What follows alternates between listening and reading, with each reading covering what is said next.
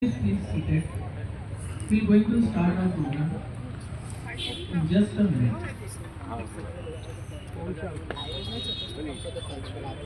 No, no, understood. But all are excited. It is more than 500 people waiting from 5 o'clock till 6 o'clock.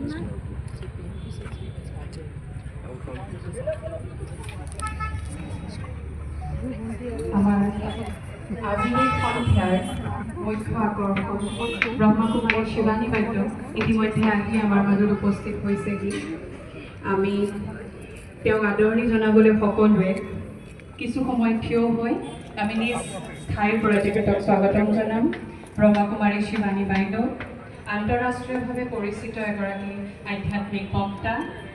তেখেতে নিজৰ জ্ঞানৰ জ্যোতিৰে লাখ লাখ লোকৰ জীৱন প্ৰজ্বলিত কৰি আহিছে।